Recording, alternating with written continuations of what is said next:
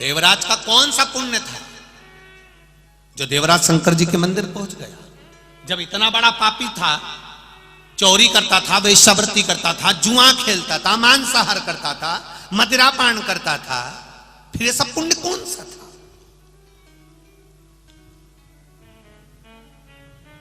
पुण्य कौन सा?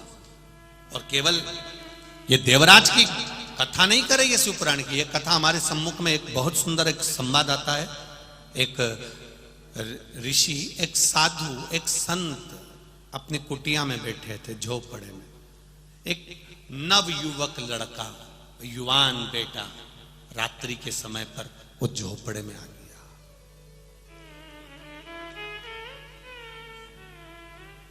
युवान बेटा उस झोपड़े में आया, संत को देखा, साधु को देखा, गुरुजी को देखा, तो जुवान बेटे ने, उस जवान नवयुवक लड़के ने हाथ जोड़कर कहा, गुरुदेव, गुरुवर, मैं आपके चरणों में रहना चाहता हूं, क्या आप मुझे स्वीकार करेंगे?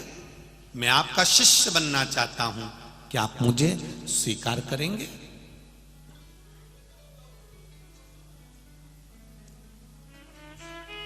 मैं आपके चरणों में रहना चाहता हूं गुरुदेव, क्या आप मुझे स्वीकार करेंगे? गुरु जी ने कहा, क्यों नहीं, जब मेरे परमात्मा ने तुझे इस पृथ्वी पर रखा, उसने स्वीकार कर रखा है, तो मैं तो एक साधारण सा व्यक्ति हूं, मैं तुझे शिष्य स्वीकार करता हूं। पर गुरुदेव, मुझे कुछ कहना है। बोल, क्या कहना है? मैं जुआ खेलता हूं, मदिरा का नशा करता हूं, मांसाहार करता हूं, व्यभिचारी भी हूं, वेश्यावृत्ति भी करता हूं। गुरुदेव, क्या आप मुझे स्वीकार करेंगे? गुरुजी तो ठहाका लगाकर हंसे, खूब हंसे। गुरुजी ने कहा, ठीक है, मैं तुझे स्वीकार करता हूं।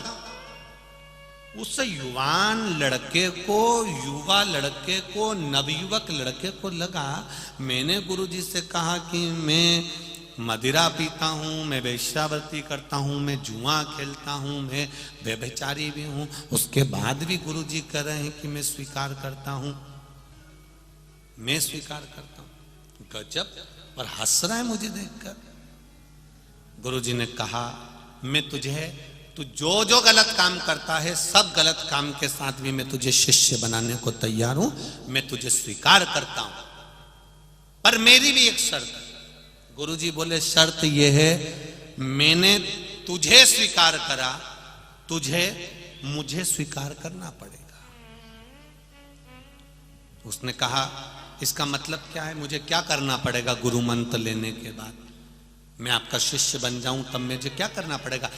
आपने मुझे स्वीकार करा, पर मैं आपको स्वीकार कैसे कर सकता हूं? तो गुरुजी ने कहा, बस जो भी गलत काम करता है, मेरे सामने कभी मत करना, मेरी उपस्थिति में कभी ना करना। गुरुजी ने कहा, जो तुझे करना है कर, पर मेरी उपस्थिति में कभी नहीं करेगा।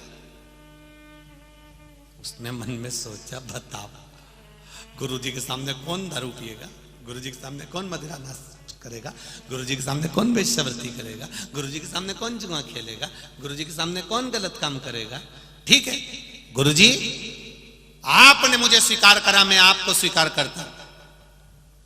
गुरुजी ने कहा, मेरी उपस्थिति में कभी गलत काम नहीं करेगा, ये संकल्प दे।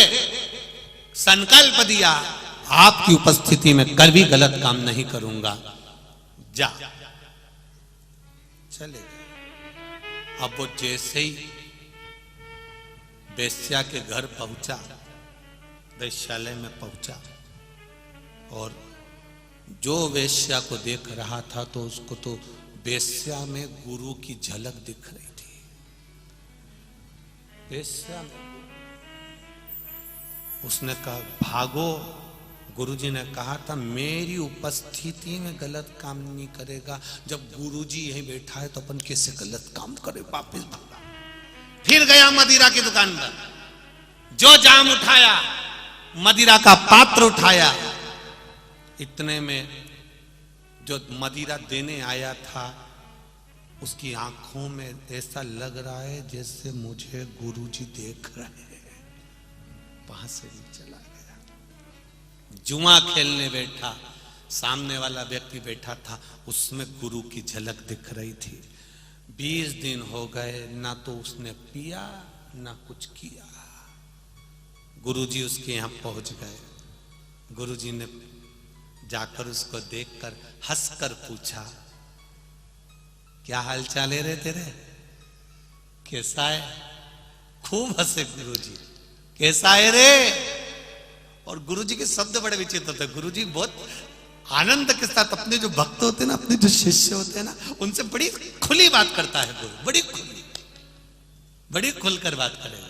कैसा है रे? तेरा पीना खाना, वेश्या के घर जाना चालू है? इतने में चेला बोला, माथा ठोक के, क्या खाक जाऊं? पीने जाऊं तो तुम देखो, वेश्या के घर जाऊं तो तुम देखो, हर जगह पे तो तुम देखते हो, और तुम्हारी उपस्थिति में गलत काम करूं तो मुझे पसंद नहीं। तुमने सौगंध दिलाई थी, इसलिए 20 दिन से कहीं नहीं जा पाता। यहाँ तक कि घर में भी रहता हूं तो छपरे का मकान है कबेलू का, कभी कभी रात को ऐसा सोता हूं तो टीन में और कबेलू में भी ऐसा लगता है कि तुम मुझे घूर घूर के देख रहे। इसलिए रात को भी कम्बल दौड़ के सोता हूं कि कहीं गुरुजी मुझे ना देख ले। इतना गुरुजी ने कहा, बस गुरु दीक्षा का यही लाभ है, गुरु कुछ नहीं छुड़ाता, अपने आप छूट जाता, अपने आप छूट जाता। दुनिया का कोई संत, कोई साधु, कोई गुरु ऐसा नहीं जो किसी का मदिरा पान छुड़ा दे, गलत काम छुड़ा दे। गलत काम छूटता नहीं है, गलत काम अपने आप छोड़ना पड़ता है। किसी की सामर्थ्य नहीं। कोई कृष्णा नदी में, कोई चंद्रभागा नदी में, कोई नर्मदा नदी में, कोई गंगा नदी में, कोई सरस्वती नदी में, कोई मंदाकिनी में, कोई गोदावरी में तुम्हें ले जाकर खड़ा कर दे और खड़ा करके बोल बोल आज के बाद मदिरा नहीं पिएगा, बोल आज के बाद गलत काम नहीं करेगा। भले वो कसम खा लेगा, पर कोई माने?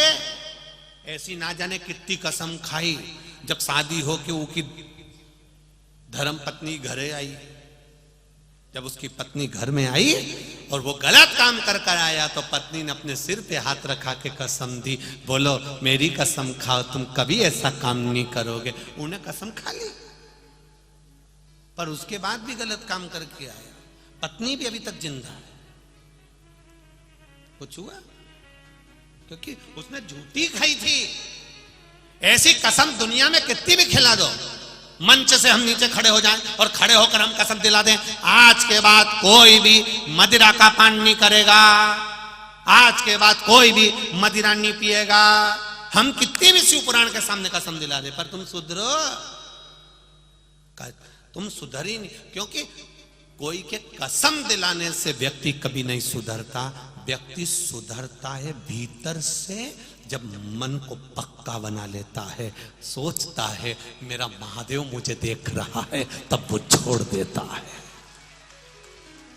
तब वो गलत काम, व्यभिचार, सोच, मांसाहार, मदिरापान, जुआ, वैश्यवृत्ति तब छोड़ता है। जुआ खेलने बैठा, उसको याद आ गया मेरा महादेव है।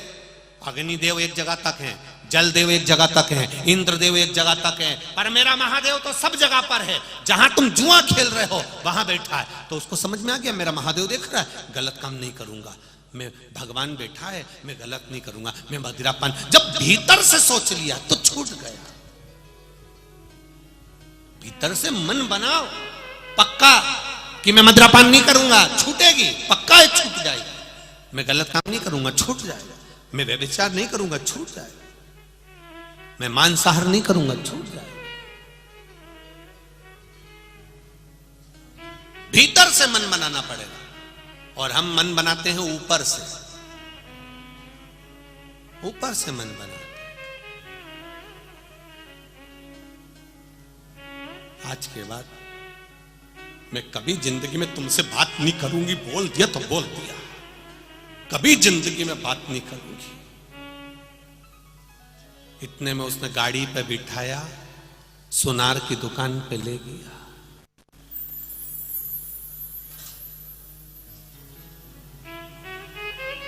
पति ने कहा इसको हार दिखा दो। सुनार ने हार दिखाया, तभी बोली ये वाला थोड़ा सा अच्छा नहीं लग रहा, दूसरा ले लो। अब पति बोला तू अब भी तो बोली थी तुमसे जिंदगी भर बात नहीं करूंगी।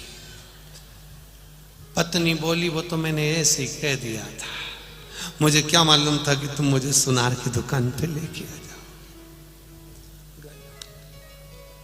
ऊपर से संकल्प नहीं लेना, अंदर का संकल्प मूल है।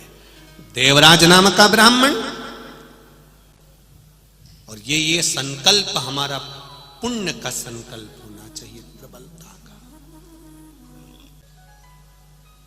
पर चोरी करने वाला जब किसी सत्संग में, भजन में, पुराण में जाकर अगर चोरी करता है तो वो अपनी एक पीढ़ी को नहीं, ना जाने कितनी पीढ़ियों को नरक में ले जाकर पटक देता है, ना जाने कितनी पीढ़ियों को केद में ले जाकर छोड़ देता है।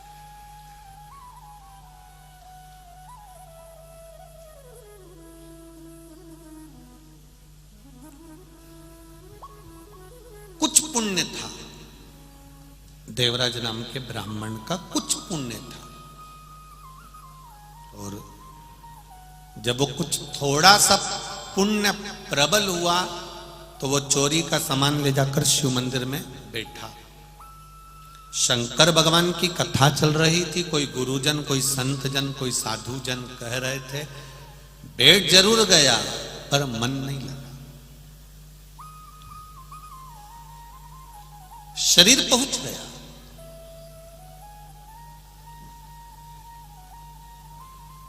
एक कितना सुंदर संवाद कहा है महाराज की, शरीर पहुंच गया पर मन नहीं पहुंचा।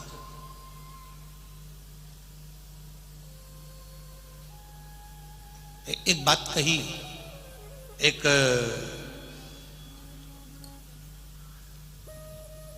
संत, देवराज का चरित्र बड़ा सुंदर। एक संत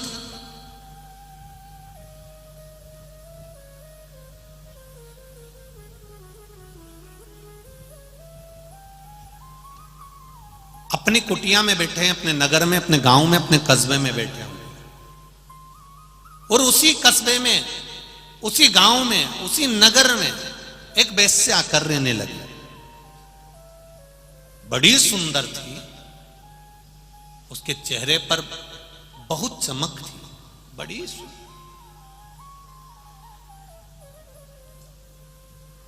संत रहते, भजन करते, गुरु रहते, भजन करते, और वेश्या रहती तो वो अपना वेश्यालय सजाती। उस वेश्या का एक नियम बड़ा प्रबल था। वो वेश्या प्रतिदिन जब वेश्यालय पर जाती थी तो उससे पहले वो भगवान के सामने 2 मिनट बैठ जाती थी। एक घी का दिया लगाती, कुछ थोड़ी सी धूप बत्ती, अगरबत्ती लगा देती, और भगवान के सामने बैठ जाती और भगवान से प्रार्थना करती। रोज प्रतिदिन उसका नियम था। वैश्यालय जाने से पहले वेश्या अपना काम करने से पहले भगवान के मंदिर में जाकर रोज अपने घर के अंदर जो मंदिर था उस मंदिर में रोज जो भगवान शंकर बैठे थे, भगवान हरि विठल, राम कृष्ण पांडुरंगा जो बैठे थे, उस वेश्या ने उनको नमन करना प्रारंभ किया। प्रतिदिन प्रणाम करती है, नमन करती है, प्रतिदिन विनती करती है। 5 मिनट भगवान की आराधना कर कर फिर वो वेश्यालय में जाती।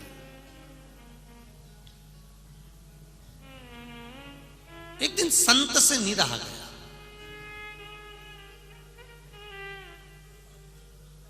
साधु से, संत से, जो अपने गांव में, कस्बे में रहता था, नगर में रहता था, वो वैश्या को बुलवाया, और वैश्या को बुलवाकर उसने कहा तुम वैश्या हो, मना नहीं है, पर आपसे एक विनती करना चाहता हूं। संत बोले, साधु बोले, गुरु बोले, मैं एक विनती करना चाहता हूं। क्या क्या विनती करना चाहते हो?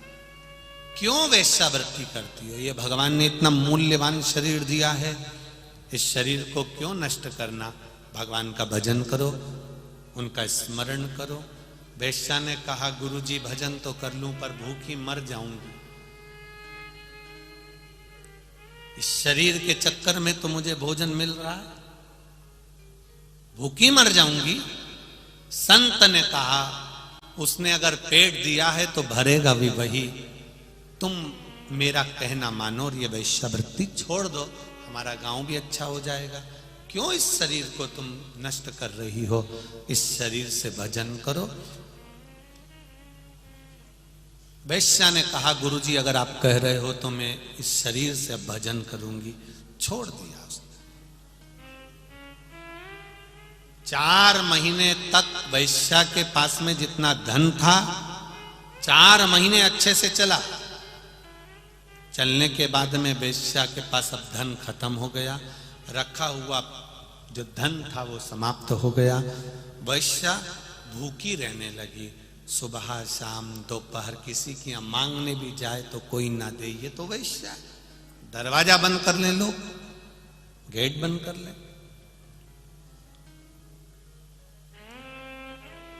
8 दिन वैश्या को रहते रहते भूखे मरते हो गए। गुरुजी के पास पहुंची, गुरुदेव मेरा पेट नहीं भरा रहा, मैं क्या करूं, भूखी मर रही हूं, 8 दिन हो गए। गुरुजी कहे जिसने पेट दिया है वही भरेगा, तो उसके भरोसे पर रहे। वैश्या ने और 4 दिन निकाले। जब भूखी ज्यादा ही रहने लगी तो बीमार पड़ने लगी। उसने सोचा क्या करूं, मैं तो जो करती हूं वही करूं, और उसने अपना फिर वापस वही धंधा चालू कर दिया, वही वेश्यालय चालू कर दिया। फिर लोग आने लगे, रोज उसका जो नियम था भगवान के भजन का वो करती। 2 साल हो गए, गुरुजी के प्राण छूट गए, वैश्या भी मर गई। गुरुजी मरे, वैश्या मरी, दोनों के प्राण छूट गए। दोनों धर्मराज के पास गए। धर्मराज के पास गए तो धर्मराज ने कहा वैश्या से कि तुम बैकुंठ चली जाओ, और गुरु से कहा तुम नरक चले जाओ, नरक जाओ।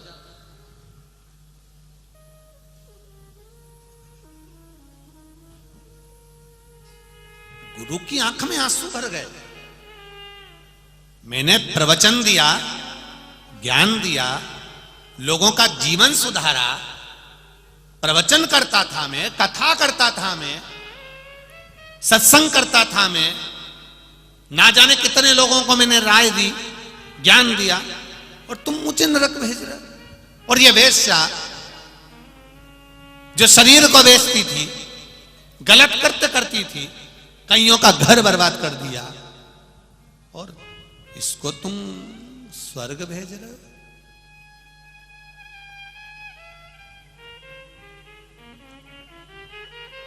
धर्मराज ने कहा ये देवलोक है, यहां पर कोई भी निर्णय, कोई भी स्थान ऐसे ही नहीं दिया जाता है। यहां बड़ा सोच समझ कर निर्णय दिया जाता है, बड़ा सोच समझ कर स्थान दिया जाता है।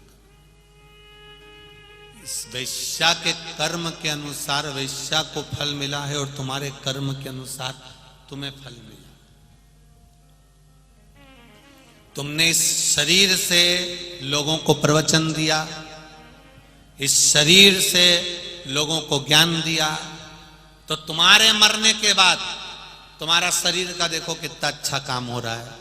शरीर को सजाया गया है, इत्र लगाया गया है, खूब सजा धजा कर, डोली में सजा कर समाधि दी जा रही है। बाद में समाधि तैयार हो जाएगी, उस समाधि का पूजन चालू हो जाएगा। तुम्हें जिंदगी भर लोग तुम्हारे शरीर को पूछेंगे, क्योंकि तुमने शरीर से जो कुछ किया वो शरीर से किया। और वेश्या ने शरीर से जो करा है, उसका शरीर देखो, कोई छूने को तैयार नहीं है, कोई अंतिम संस्कार करने को तैयार नहीं है। कुत्ते नोच रहे हैं, पक्षी खाएंगे। संत तूने प्रवचन दिया, गुरु तूने शरीर से प्रवचन दिया, शरीर से प्रवचन दिया तो तुम्हारा शरीर संसार के लोग पूज रहे हैं, इत्र लगा रहे हैं, समाधि बना रहे हैं, पूजन कर रहे हैं। वेश्या ने शरीर का प्रयोग करा तो वेश्या का शरीर कुत्ते नोच रहे हैं, पक्षी खा रहे हैं, ये शरीर का भाव।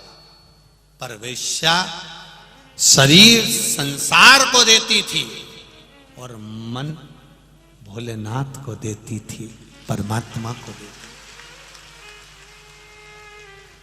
और महात्मा जी तुम शरीर संसार को देते थे, ज्ञान देते थे, अच्छा बोलते थे, भजन करते थे, प्रवचन करते थे, लोगों को समझाते थे, पर कभी इस मन को तुम भोलेनाथ तक लेकर नहीं गए, इस मन को तुम परमात्मा तक लेकर नहीं गए। प्रवचन तो तुमने बहुत बड़े बड़े दिए, ज्ञान भी तुमने बहुत दिया, पर जब भी तुम बैठते थे वेश्या के यहां जितने लोग आते थे उन्हीं का सोचा करते थे। बताओ कितना सेठ व्यक्ति वेश्या के घर जा रहा है, बताओ दिन भर वेश्या के यहां पड़ा रहता है। प्रवचन भले तुम बड़े दे रहे हो, ज्ञान भी बड़ा दे रहे हो, शरीर के द्वारा तुम लोगों को समझा भी रहे हो, पर तुम्हारा दिल, तुम्हारा मन, तुम्हारी आत्मा कभी भगवान तक नहीं पहुंच पाई। दुनिया भले पहुंच गई हो पर तुम अपनी आत्मा को परमात्मा तक लेकर नहीं जा पाए, इसलिए तुम्हें नरक भोगना पड़ रहा है। ये नरकों का खेल है।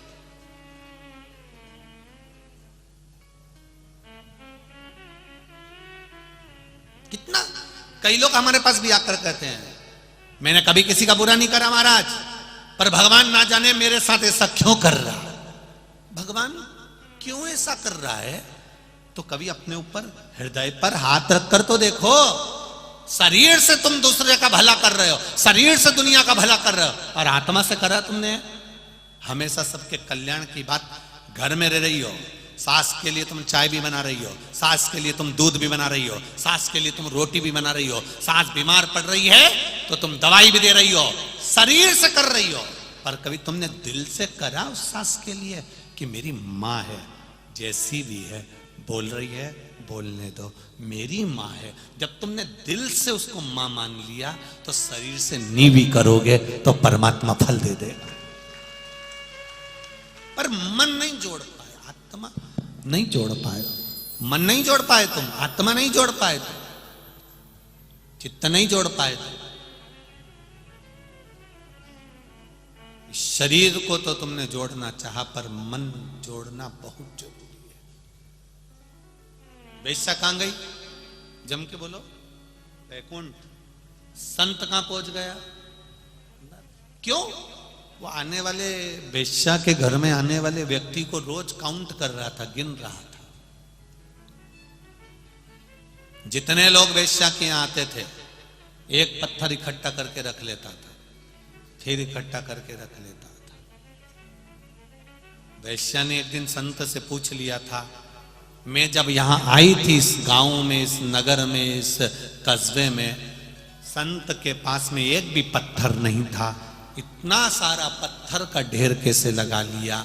संत कहते हैं ये तेरा पाप है। तेरे घर में इतने लोग गए, जब कोई तेरे घर में जाता था मैं एक पत्थर उठा के अपने पास रख लेता था। वेश्या कहती है वारे गुरुदेव वाह, धन्य है, मैं माला जपती थी एकांत में और तू मेरे ग्राहक जपता था पत्थर रखकर। 1 2 3 4 5 6 तूने पत्थरों का ढेर लगा लिया, पर इस मन से तू भजन नहीं कर पाया,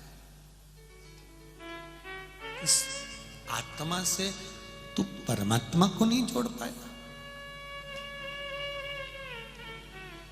कभी विचार करिए, कभी मन में एकांत में बैठकर ये विचार करना कि हम आत्मा से परमात्मा का मिलन कर रहे हैं। अभी जब बैतूल में कथा हुई तो हमने एक बात कही थी कि शंकर भगवान को जल चढ़ाओ मना नहीं है, पर जल में छल नहीं होना चाहिए। जल में अगर छल होगा तो भगवान नहीं मिलेगा। जिसके जल में छल नहीं होता उसको बाबा देखो पत्र में कहा, जल में छल नहीं है तो पत्र देखिए कितना सुंदर।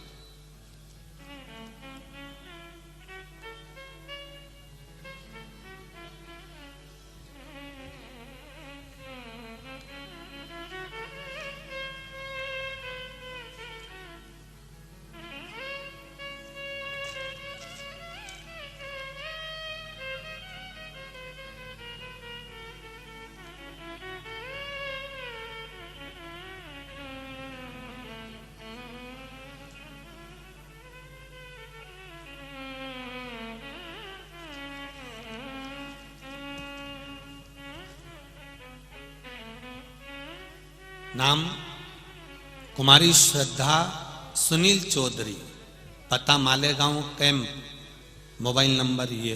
कहीं बैठी हो आप ही हैं? दोनों हाथ हिला दो एक बार। श्री शिवाय नमस्तुभ्यम। फिर से एक बार हिलाइए। श्री शिवाय नमस्तुभ्यम। कुमारी श्रद्धा सुनील चौधरी। गुरुदेव एक बात कहना चाहती हूँ, आज मैं बहुत खुश हूँ गुरुदेव। आज मेरे मालेगांव में भोलेनाथ जी ने स्वयं आकर डमरू बजा दिया और शिव कथा चालू हो गई।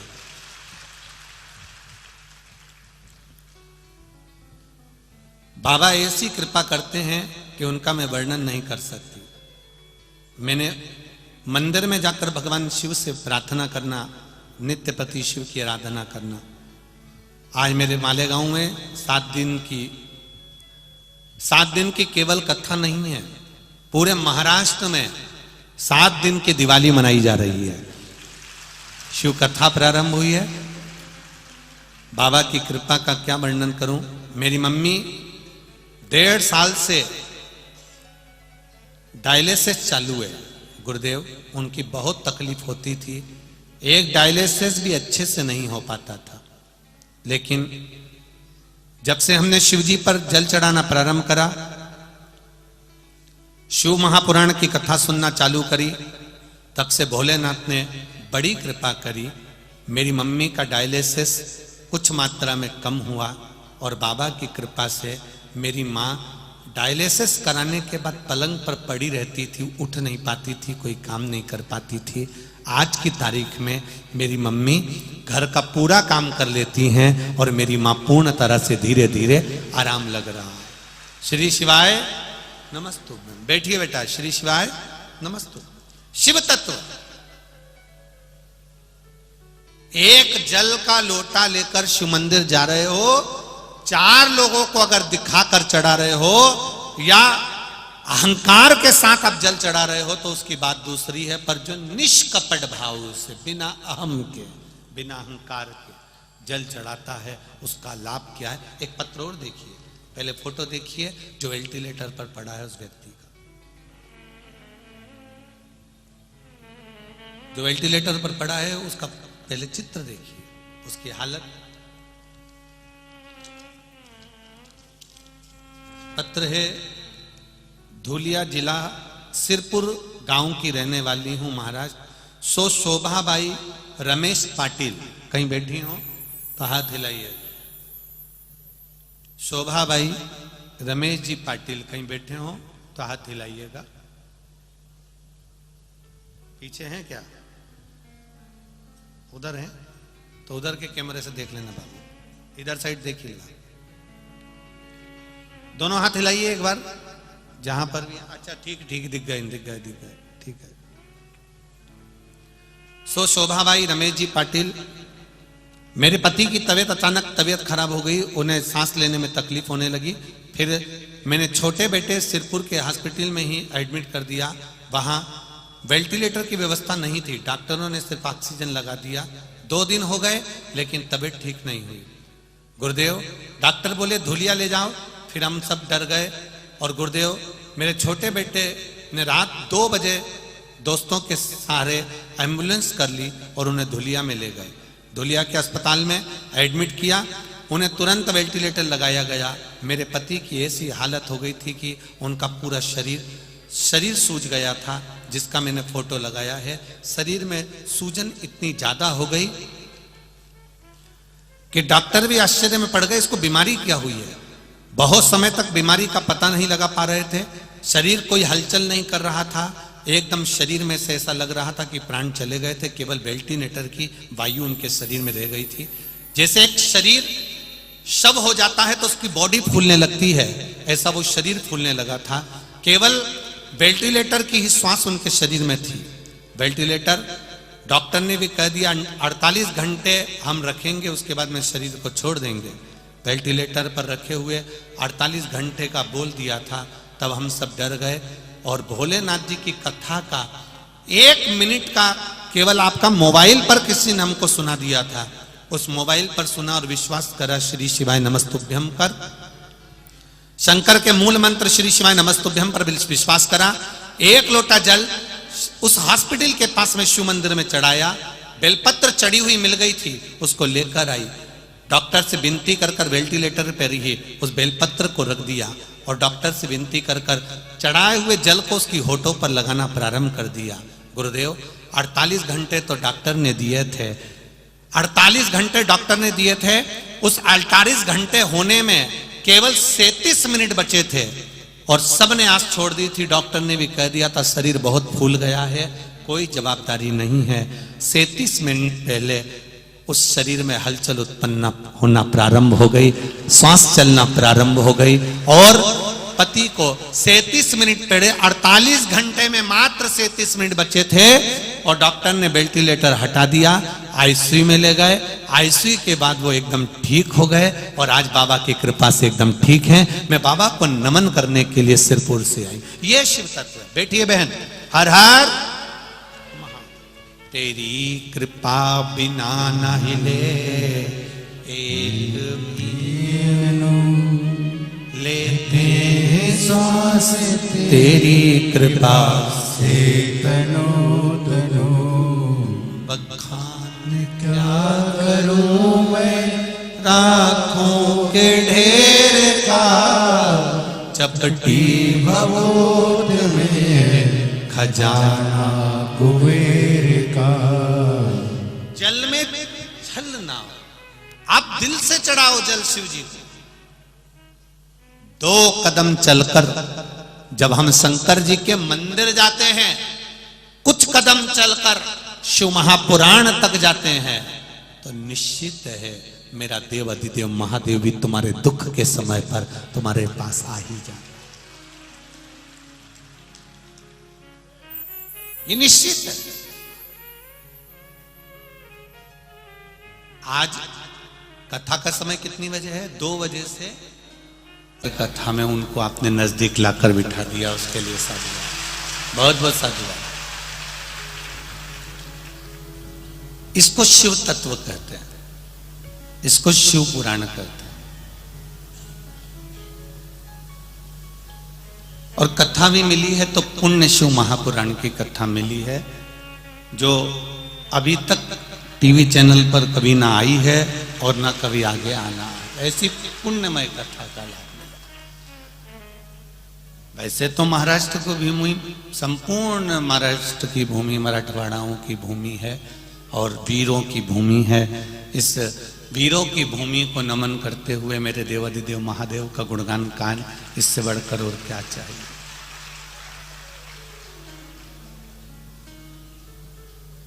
एक छोटा सा भी हम शिव का भजन करते हैं, भगवान शंकर का गुणगान करते हैं, तो उसका फल हमको मिलता है।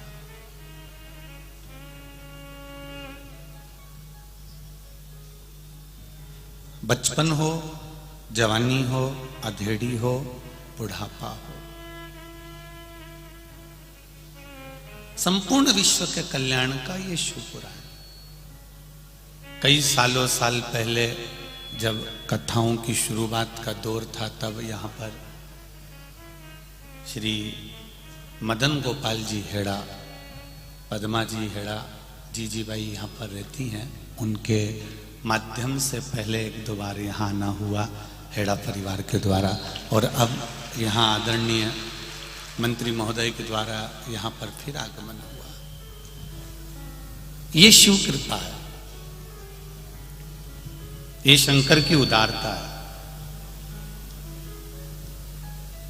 तेरी कृपा बिना न हिले एक भी अणु, लेते श्वास तेरी कृपा से तनो तनो बखान क्या करूं मैं राखों के ढेर का चपटी भभूत में खजाना कुबेर का।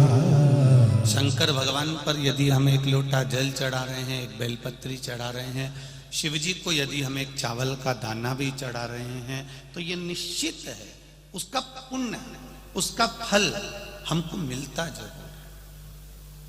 वो कभी घट नहीं सकता, वो कभी समाप्त नहीं हो सकता, वो मिलेगा जरूर। बस हमारे भाव कितने सुंदर हैं ये परमात्मा देखता है, शरीर कितना सुंदर है ये संसार देखता है। परमात्मा कभी तुम्हारा शरीर नहीं देखेगा, परमात्मा केवल तुम्हारा भाव देखेगा। निर्मल मन सो मोहि पावा, मोहि छल छिद्र कपट ना भावा।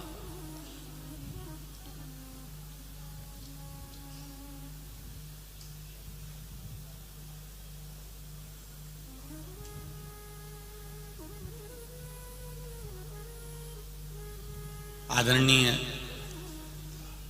दादा श्री मंत्री जी दगड़ू जी भूसे जी की धर्म पत्नी जी पहली बार सीओर आई थी, और जब उन्होंने, उनके साथ में कुछ गार्ड वगैरह भी थे, और जब सामने आकर बैठी तो हमने उनसे उनकी नम्रता, उनकी विनम्रता, उन्होंने प्रणाम किया, बैठी। हमने उनसे पूछा आपके साथ में ये इतने गार्ड वार्ड लगे हुए हैं, कोई मंत्री फंत्री हो क्या, या कोई मिनिस्टर आदि हो? तो उनके शब्द, पहला शब्द था, हम बस केवल भोलेनाथ जी के चरणों के दास हैं और कुछ भी नहीं। जब उनका पुत्र अभी यहां से वो आशीष जी अग्रवाल और ना जाने कौन कौन भाई बंधु के साथ जब सीहोर पहुंचे, तब मालूम पड़ा कि साहब ये मंत्री जी के यहाँ से उनकी धर्म पत्नी थी, उनके पुत्र, तब ज्ञात हुआ ऐसे। और वास्तवता है, अगर कहीं मिनिस्टर की पत्नी आवे ना तो पहले बहुत सारा, तो तुम जानते हो ना, बहुत रुआब देखना पड़ता है? बहुत, परंतु बहुत नम्रता, बहुत सहजता मेरे शंकर जैसी, मेरी माँ पार्वती जैसी आप में है। बहुत बहुत साधुवाद। और आप ही की पुण्याई का फल हमारे मंत्री जी को मिल रहा है, निश्चित है। हो ये पुण्य ही है। तो पुण्य शिव महापुराण की कथा कह रहे हैं। शरीर से भगवान कभी प्रसन्न नहीं हुआ। परमात्मा को प्रसन्न करने का सबसे सुंदर तरीका है आपका मन, आपकी चित्त, आपकी वृत्ति। निर्मल मन सो मोहि पावा, मोहि छल छिद्र कपट ना भावा। कितनी दूर दूर से आप कथा सुनने के लिए आए हो, ना जाने कहां कहां के गांवों से कथा सुनने के लिए आए हो, और किसी मालेगांव की एक साधारण सी भूमि पर कथा सुनने नहीं आए हो। ये पंडाल, ये छत्र छाया, ये मेरे कैलाश अधिपति की है, जहां बैठकर आप कथा सुन रहे हो। कथा सुनने के बाद आपको क्या मिल रहा है, कथा सुनने के बाद आपको क्या प्राप्त होता है, ये तो मेरा देवाधिदेव महादेव जाने और आपकी भक्ति जाने। पर इतना विश्वास जरूर है कि 7 दिन की कथा सुनने के बाद वो जब झोली भर कर देगा तो ये निश्चित है कि वो झोली कभी जिंदगी में खाली नहीं होने वाली। बस विश्वास रखकर कथा को सुनो, हृदय रखकर कथा को सुनो। सोना, चांदी, हीरा, मोती और बहुत सारा पर्स में रुपया लेकर कथा में मत आओ। तुम्हारा सारा आभूषण जितना तुम्हारे पास में है, तुम अपने घर में, बैंक में, जहां तुम्हें रखना हो वहां रखकर आओ। पर यहां पर तो केवल मेरे महादेव के लिए अपना दिल लेकर आना, तो वो दिल से दे देगा, मन से देगा, हृदय से।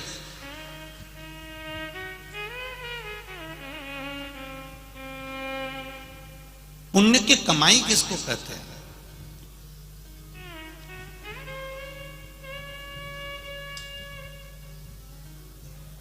सत्कर्म की कमाई किसको कहते हैं? देखिए,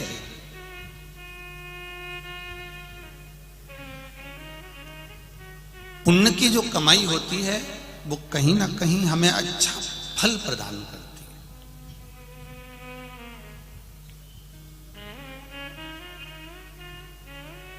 इतने बड़े मालेगांव नगर में, इतने बड़े मालेगांव शहर में कथा हो रही है, आप इतनी लाखों की संख्या में सारे पंडाल आप लोगों ने पहले दिन भर दिया, हमें तो दूसरे दिन की टेंशन है कि बैठोगे कहाँ।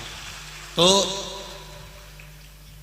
पुण्य किसको कहते हैं, पुण्य की पूंजी किसको कहते हैं, पुण्य की कमाई किसको कहते हैं? तो शिव महापुराण की कथा कहती है, जब हम 2 कदम चलकर भगवान के मंदिर तक जा रहे हों, 2 कदम चलकर हम शिव महापुराण की कथा तक जा रहे हों, 2 कदम चलकर हम किसी सदगुरु के दरवाजे पर जा रहे हों, कुछ कदम चलकर हमारी विट्ठल तक जा रहे हों, कुछ कदम चलकर हम अपने परमात्मा के पास तक जा रहे हों, शिव पोथी तक, शिव महापुराण तक जा रहे हों, तो समझ लेना कि कहीं ना कहीं हमारे पूर्व के पुण्य की पूंजी एकत्रित हो गई, तो हम यहां पहुंच गए। जब पुण्य का पलड़ा बढ़ता है तब हम भगवान के पास जाते हैं, और जब पाप का पलड़ा बढ़ता है, पाप बहुत ज्यादा मात्रा में बढ़ता है, तो हम जिस माला को भी पकड़े रहते हैं तो हमारा दिल नहीं लग पाता, हमारा मन नहीं लग पाता। हम राम राम जरूर कह रहे हैं, कृष्ण कृष्ण जरूर कह रहे हैं, विट्ठल विट्ठल पांडुरंगा हरि विट्ठल कह रहे हैं, हम शिव नाम श्री शिवाय नमस्तुभ्यम जरूर जप रहे हैं, पर उसका हमको फल नहीं मिल रहा। पाप जब बढ़ता है तो भजन छुड़वा देता है, पाप जब बढ़ता है तो भक्ति छुड़वा देता है, पाप जब बढ़ता है सत्संग छुड़वा देता है, पाप जब बढ़ता है तो शिव पुराण छुड़वा देता है, पाप जब बढ़ता है तो हमारा सत्संग छुड़वा देता है, और पाप जब बढ़ता है तो कहीं ना कहीं हमारे जिनसे जो अच्छे हैं, जिनसे हम पूर्व में से पहले से लगे हुए हैं, उन अच्छे व्यक्ति का संग भी हमारा पाप हमसे छुड़वा देता है और बुरी संगत में ले जाकर बिठा देता है, वो बुरी संगत तक ले जा, ये हमारा पाप बढ़ता है।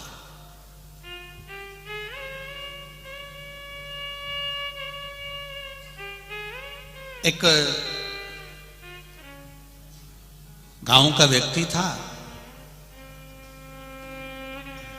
उस गांव के व्यक्ति के पास में पैसा थोड़ा ज्यादा आ रहा था, कमाई अच्छी हो रही थी, तो उसने सोचा कि मैं करूं क्या। उसने कहा एक काम करता हूं, जब धन अधिक आ रहा है, तो पत्नी ने कहा एक काम करो, बाजार में से थोड़ी कोड़ियां खरीद लो।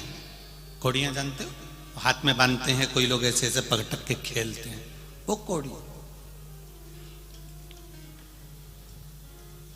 थोड़ी सी कोड़ियां ले आई है, पति जाता, जितना रुपया बचता उसकी कोड़ी खरीद लेता।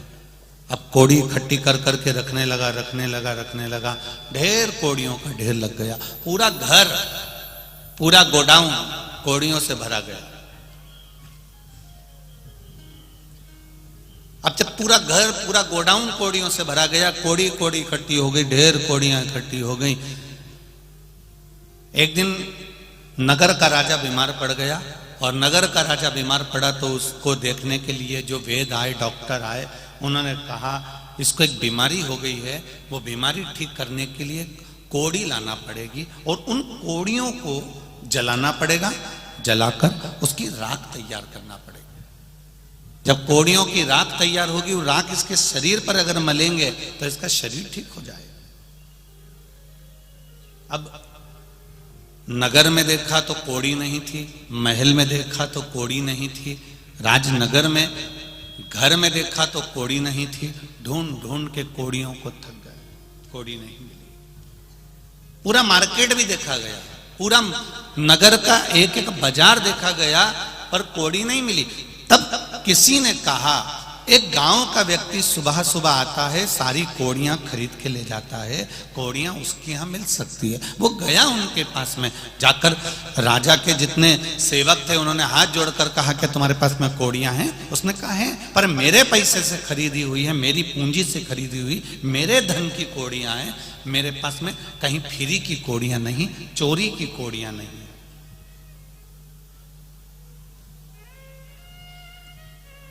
कोड़ियां हैं? हाँ, लाओ जरा कोड़ियां दो।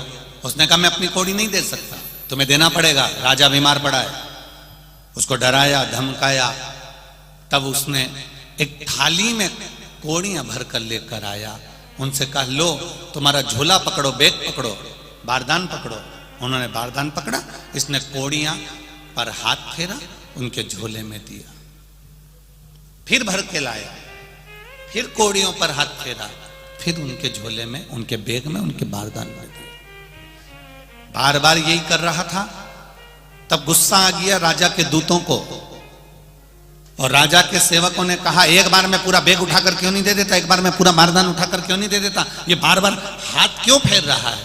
उसने कहा अरे भाई, मैं इन कोड़ियों में हाथ इसलिए फेर रहा हूं, इन कोड़ियों में मैं वो कोड़ी ढूंढ रहा हूं कि वो एक कोड़ी ऐसी कौन सी आ गई जो मेरी इतनी रखी रखाई कोड़ियों को लेकर जा रही है। उस कोड़ी को ढूंढने का मैं प्रयास कर रहा हूं।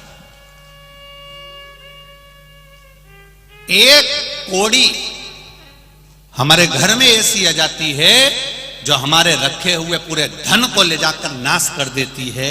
एक कोड़ी हमारे घर में ऐसी आ जाती है जो पैसे को, कोड़ी को, पूरे रखी हुई कोड़ी को, पूरे रखे हुए पैसे को डॉक्टर में कहीं कहीं गलत जगह पर, कहीं कहीं ले जाकर, कहीं मदिरा में, कहीं मांसाहार में, कहीं वेश्यावृत्ति में, कहीं जुए में उस कोड़ी को लगा दिया जाता है।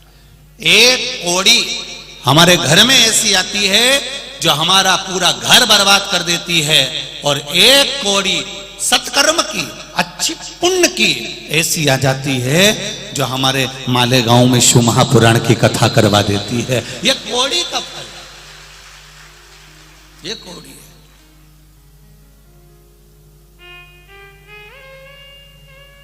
आप आई हो, इतने मेरे भाई बहन यहां पधारे हुए हैं, मेरी माताएं आई हैं, यहां मेरे भाऊ लोग आए हुए हैं। विचार करना आज घर जाते जाते कि तुम्हारे पास में वो कौन सी एक अच्छी कोड़ी आ गई थी जो तुमने घर से चली, ऑटो करा, रिक्शा करा, बस करी, गाड़ी करी, 10 रुपए लगाकर अच्छी कोड़ी थी, इसलिए भगवान के यहां तक आ गई, शिव पुराण तक आ गई। वो अच्छी कोड़ी थी तो यहां ली, और अगर बेकार कोड़ी होती ना तो तुम आते आते भी घर से, कई माताएं ऐसी होगी जिन्होंने अपनी पड़ोसन से कहा होगा चल रही क्या, चल रही है क्या? हाँ चलूंगी तो सही, चल तैयारी करी, और मालूम पड़े कोई ना कोई ऐसा मेहमान आ गया, कोई ना कोई अतिथि आ गया, कोई ना कोई ऐसा काम आ गया, कोई ना कोई ऐसा कारण आ गया कि वो यहां तक पहुंच भी नहीं पाई। तुम आ गए, वो नहीं पहुंची, समझ लेना ऑटो वही है, रिक्शा वही है, बस वही है, गाड़ी वही है, पर उस गाड़ी में बैठने वाला व्यक्ति जिसके पास में पुण्य की पूंजी थी, जिसके पास कहीं सत्कर्म की पूंजी थी, कहीं अच्छाई की पूंजी थी, कहीं नेक पूंजी थी, कोई श्रेष्ठ पुण्य की पूंजी थी, तो वो शिव महापुराण की कथा तक पहुंच गया। और जिसके पास पूंजी अच्छी नहीं थी तो वो दिन भर इंतजार करता रहा, और शाम के समय पर फिर वो पूंजी लेके ठेके पे चले गया, मदिरा की दुकान पर पहुंच गया। पुण्य की पूंजी आती तो भजन करवा देती, पुण्य की पूंजी आती तो सत्कर्म करवा देती, पुण्य की पूंजी आती तो हमारे जीवन का कोई अच्छा कार्य हमसे करवा देती, पर पूंजी जब गलत हो गई तो वो श्रेष्ठ कर्म नहीं कर पाई।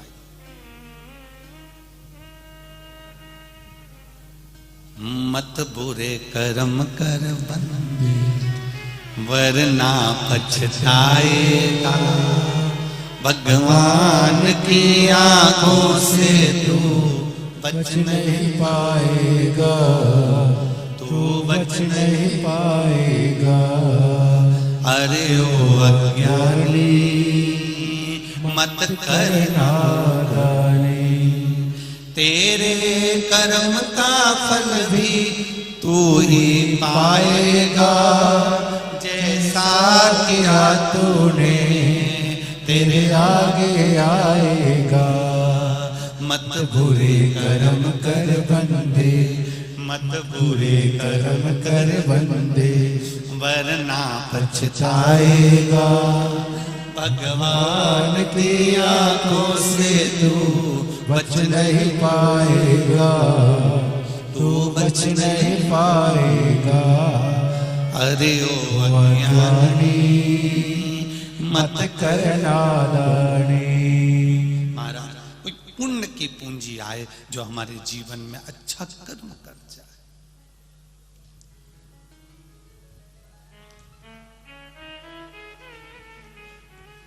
शरीर से पुण्य करना और आत्मा से पुण्य करना, इन दोनों में अंतर।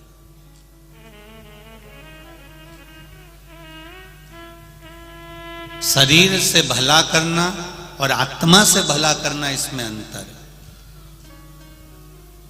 शरीर से सत्कर्म करना और आत्मा से सत्कर्म करना, इसमें अंतर है। जरा ध्यान देना।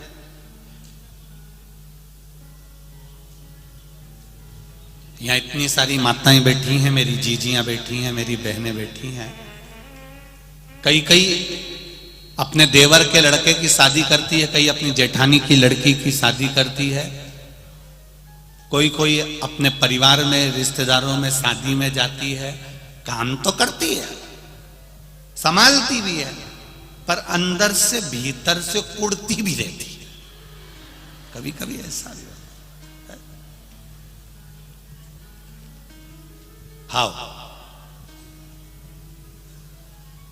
शादी भले कर रही हूं मैं, काम भले कर रही हूं, पर इसकी मां ने मेरे साथ जो जो करा मैं कभी जिंदगी में नहीं भूल सकता। अब शरीर से काम कर रही है, फैलारा उठा रही है, सेवा कर रही है, पर अंदर से कुड़ भी रही है।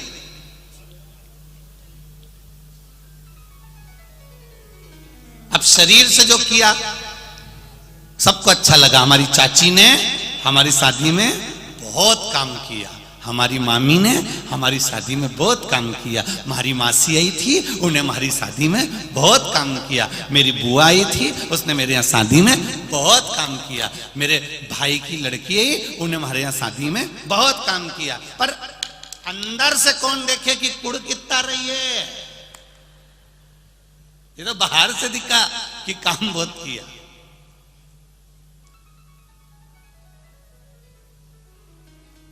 भीतर से कौन ने देखा? शिव महापुराण की कथा कर रही है, भले शरीर से आप काम करो ना करो, पर शिव पुराण कर रही है आत्मा से हमेशा सबका भला करते हुए चलो, क्योंकि आत्मा वहां तक जाएगी। शरीर जाएगा क्या वहां तक? अरे बोलो री मालेगांव वाली जी, शरीर जाएगा? नहीं जाएगा। जाएगा क्या? वही आत्मा, वही जीव, वही चित्त, वही वृत्ति, वही छोटा सा जीव जाएगा, वो आत्मा जाएगी। अब शरीर से तो तुमने अच्छा काम करा, पर मन से अच्छा काम नहीं कर पाए, आत्मा से अच्छा काम नहीं कर पाए, इस हृदय से तुम सत्कर्म नहीं कर पाए, तो फिर काहे का तुम्हारा काम किया तुमने?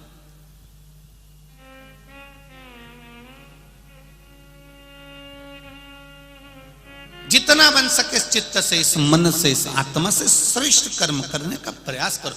शरीर यहीं रह जाना है, आत्मा चली जाना है, चित्त चला जाना। कितना सुंदर शिव महापुराण की शुरुआत हो रही है, पुण्य शिव महापुराण। कितना सुंदर संवाद कहा गया। देवराज नाम का ब्राह्मण, जो ब्राह्मण होकर गलत कर्म में लगा हुआ था,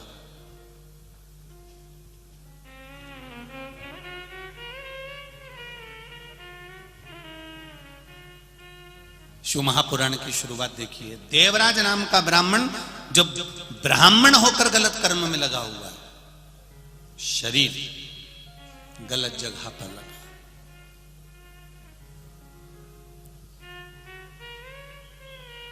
और इस देवराज नाम के ब्राह्मण की मां थी, माता, जो रोज मंदिर जाती है, शिव जी को एक लोटा जल चढ़ाती है, हृदय से भगवान शंकर का गुणगान करती है। उसको कोई मतलब नहीं संसार के लोगों से, उसको तो केवल भजन से मतलब है, कोई मतलब नहीं।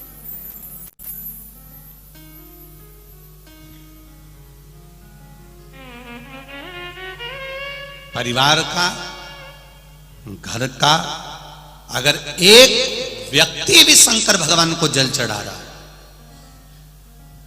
शिव जी के मंदिर जा रहा है, शंकर भगवान पर एक लोटा जल चढ़ा रहा है, तो निश्चित है एक लोटा जल का जो पुण्य मिलेगा वो पूरे परिवार को तार देगा, कि निश्चित है। एक लोटा जल, सारी समस्या का हल,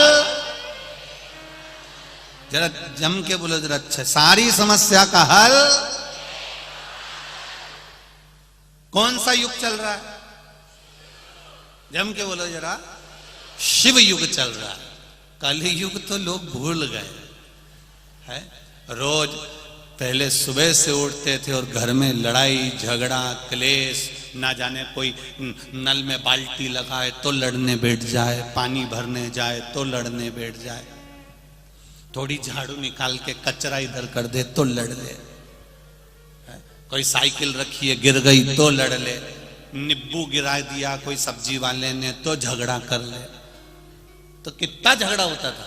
अब जब से शंकर भगवान की कथा सुनना चालू करी है, बोलो रे मालेगांव वाले, ईमानदारी से बोलना, गांव गांव से आए हो, किसी गांव में तुमने झगड़ा करते हुए देखा है किसी माताओं को आपस में? नहीं, क्योंकि शिव भक्ति का इतना बल हो गया कि माताएं तो माताएं, पुरुष, युवान बच्चे, छोटे छोटे बच्चे भगवान शंकर की भक्ति में ऐसे डूब गए कि एक लोटा जल लेकर मंदिर में जाते हैं, शिव जी को चढ़ाते हैं। मंदिर अगर पानी लेकर नहीं गए तो झाड़ू लगा देते हैं, सफाई कर देते हैं, पूरा मंदिर क्लीन कर कर बेलपत्री से, फूल से भगवान शंकर का श्रृंगार कर देते हैं। इसको कहते हैं शिव युग।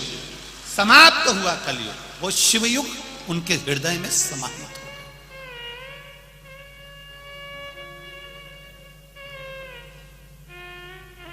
और पूरे संसार को सुधारने के लिए सबसे मूल है, हम सुधरेंगे युग सुधरेगा। हम अपने आप को संवार रहे हैं, हम अपने आप को सुधार रहे हैं। और जिस दिन हम सुधर गए उस दिन पूरा परिवार, घर, मोहल्ला, कॉलोनी, कुटुंब और हमारा नगर, हमारा क्षेत्र अपने आप सुधर जाएगा। एक व्यक्ति के सुधरने से सुधर, हम सुधारें, अपने आप को सुधारें। पर हम थोड़ा उल्टे चलते हैं। सास बहू को सुधारना चाहती है पर खुद नहीं सुधरना चाहती। बहू सास से आस लगा के बैठी है कि मेरी मम्मी के पास खूब है, मेरी सास के पास खूब है, उनके पास में एक से बढ़कर एक साड़ी, उनके पास में एक से बढ़कर एक रकम। बहू सास से आस लगा के बैठी है, मेरी सास के पास खूब है, सास मुझे देगी। पर मेरा बहुओं से निवेदन है, तुमने कभी सास को कुछ दिया? जब तुमने कुछ नहीं दिया तो फिर आस काय को लगा के बैठी है कि वो देगी? अगर तुम मायके जाती और मायके से अपने पति के कपड़े लेके आई, अपने बच्चों के कपड़े लेके आई, अपनी छोरी का कपड़ा लेके आई, अपने कमरे को सजाने का सामान लेके आई, गई थी बैग भर के सामान लेके आई। जब यहां से गई थी तो एक बैग था, आई तो 4 बैग लाई। और जब इतना सामान तू अपने घर के लिए लेकर आई तो एक सामान अपनी सास के लिए लेकर आती, और सास के लिए लेकर आती तो सास भी तो कहती कि मेरी बहू जब जब जाती है तो मेरे लिए कुछ लाती है, तो वो भी तुझे कुछ दे देती। पर हमने केवल लेना जाना है, देना जाना कहां? और आस लगा के बैठी है, दिवाली पे मेरी सास से मैं कहूंगी मेरे को हार दे दो, दिवाली पे मेरी सास से कहूंगी मुझे पाटली दिला दो।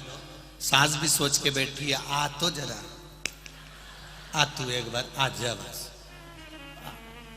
कभी एक शब्द मुंह से नहीं बोले, मीठा नहीं बोले, कभी प्रेम के वाक्य नहीं बोले, प्रेम के शब्द नहीं बोले, और क्या क्या चेन दे दो, अंगूठी दे दो, हार दे दो, तो वो भी इंतजार कर रही, तू बोल, बस तूने एक शब्द बोला और उन्हें फिर नीचे से लेके ऊपर तक उखाड़ दिया, फिर उखाड़, फिर कहने वाली ने तुरंत कह दिया किसी के पिताजी रख के नहीं गए थे। उसने फिर बोलना चालू करा, तो क्यों, किस लिए, हमने क्या दिया है, हमने क्या प्रदान किया, हम क्या दे रहे हैं, हम क्या प्रदान कर रहे हैं। हम लेने की आशा रख रहे हैं पर देने की आशा। शिव पुराण कहती है हम भगवान शंकर को एक लोटा जल जब घर से ले जाते हैं पानी भरकर, शंकर भगवान को जब चढ़ाते हैं, वो जल का पात्र, वो लोटा खाली नहीं आता। तुमने जो शंकर भगवान के चरणारविंद का जो चरणामृत लिया है, जल लिया है, चरणोदक लिया है, वो उस लोटे में, उस कलश में डाल लिया, उसको लेकर आ रही हो, वो कलश खाली नहीं है, वो ना जाने कितने कुबेर के खजाने से भरा हुआ कलश है, वो खाली नहीं है। उसको भगवान शिव की कथा कह रही, शिव की उदारता कह रही। देवराज नाम का ब्राह्मण कर्म से वंचित रहे। ये मनुष्य का जो शरीर मिला, इस शरीर को परमात्मा ने जो दिया है, ये पूर्व के कर्म के अनुसार मिला। देखो, अच्छा शरीर दिया तो पूर्व का कोई अच्छा कर्म होगा हमारा, तो भगवान ने हमको अच्छा शरीर दिया।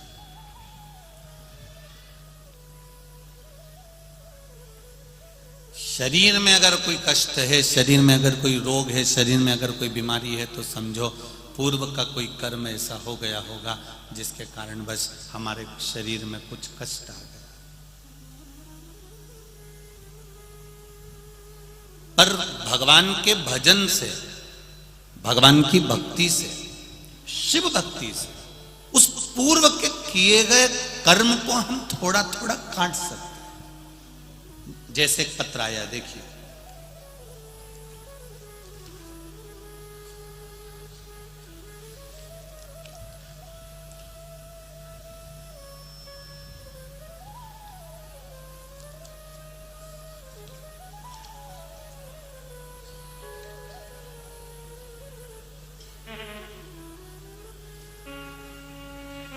मोनिका ज्ञानेश्वर बड़गुजर, पता है टीवी सेंटर, औरंगाबाद, महाराष्ट्र से आए हैं। मोबाइल नंबर भी उनका लिखा है। कहीं बैठे हो तो हाथ हिलाइएगा, दोनों हाथ इस तरह से हिला देना, कहीं बैठे हो। अच्छा, इधर है, ठीक है, दोनों हाथ हिला दो एक बार। दिख गए हो बेटा, दिख गए हो, हाँ ऐसे हिला दो। श्री शिवाय नमस्ते, एक बार फिर से हाथ हिला दो, ठीक। Monika Dnyaneshwar Badgujar, TV centre, Aurangabad, Maharashtra. पूज्य गुरुदेव, मेरे पिताजी को लॉकडाउन जून के महीने में 2020 को मुंह में कैंसर हो गया था, जिसका फोटो मैं लगा रही हूं। कैंसर हो गया था 27/6/2020 को। औरंगाबाद में अस्पताल में जांच की, तब रिपोर्ट में कैंसर बताया गया। डॉक्टर ने 11/7/2020 को लॉकडाउन की बड़क स्थिति में ऑपरेशन किया। ऑपरेशन की रिपोर्ट अनुसार रेडिएशन केमोथेरेपी किया। फिर पिताजी को तकलीफ, दर्द कम नहीं हुआ। डॉक्टरों ने 15/1/2021 को ऑपरेशन करने को फिर कहा। ऑपरेशन के दौरान पिताजी को गले में जख्म हो गया। फिर से मार्च 2022 में पिताजी को मुंह में दर्द फिर प्रारंभ हो गया। अब ऑपरेशन कराने की सामर्थ्यता नहीं, सक्षमता नहीं और शरीर नहीं। हमने औरंगाबाद के अस्पताल में दिखाया, मुंबई के अस्पताल में भी दिखाया, तो डॉक्टर ने ऑपरेशन का कह दिया वापस। केमोथेरेपी चलने लगी, परेशानियां बढ़ती रही पर आराम नहीं लगा। तभी मेरी आजी और मेरी मामी ने हमें बताया कि महादेव को 1 लोटा जल चढ़ाओ, मैंने टीवी पर कथा सुनी है, उसमें बताया है रुद्राक्ष का पानी चढ़ाओ। हमने परिवार के व्यक्ति को भेजकर सीहोर से रुद्राक्ष बुलवाया। उस रुद्राक्ष को रात में तांबे के कलश में गलाते, सुबह शिव जी को चढ़ाते। शिव जी को 1 लोटा जल चढ़ाते, वो जल लाकर पिताजी को पिलाते। बेलपत्र महादेव की चढ़ी हुई लाकर उनको पीस कर देते। बाबा कुंदकेश्वर का नाम लेकर दवाई भी देते। 27/10/2022 को फिर पेट स्कैन की जांच की रिपोर्ट बाबा की कृपा से मुंबई के हॉस्पिटल में नॉर्मल आना प्रारंभ हो गया। अब पिताजी को आराम है। उनका हम फोटो, दूसरा वाला पहले वाला फोटो लगाया और दूसरा वाला फोटो लगा रहे हैं। ये शिव की कृपा है गुरुदेव। एक बेटी का और पत्र बड़ा सुंदर आया है, देखिए। जया गणेश सुतार, ब्राह्मणपुर की कथा में, ब्राह्मणपुर गणेश मंगवान सुनार, जलगांव, संत मीराबाई नगर जलगांव से आई है। कहीं बैठे हो तो हाथ हिलाइएगा। बच्ची का नाम है रेणुका गणेश सुतार। आप ही हैं? दोनों हाथ हिला दो ऐसे। श्री शिवाय नमस्तुभ्यम। फिर से हिला दो एक बार हाथ। श्री शिवाय नमस्तुभ्यम। मेरी बच्ची को पितृपक्ष में, जिसका मैं फोटो लगा रही हूं, बेटी का फोटो लगाया है, आप टीवी चैनल के माध्यम से देख सकते हैं।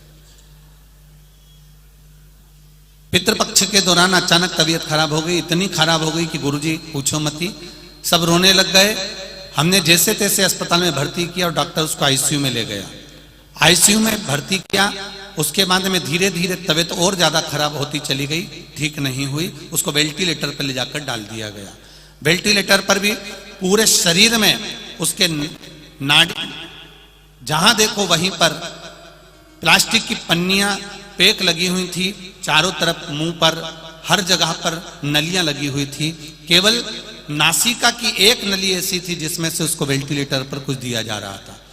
नाकों में, गले में नलियां ही नलियां लगी हुई थी गुरुदेव। तब सोचा कि क्या करें। किसी ने बताया कि 1 लोटा जल शिव जी को चढ़ाइए। हमने 1 लोटा जल शंकर भगवान को चढ़ाना प्रारंभ करा। सीहोर भेजा, रुद्राक्ष मंगवाया।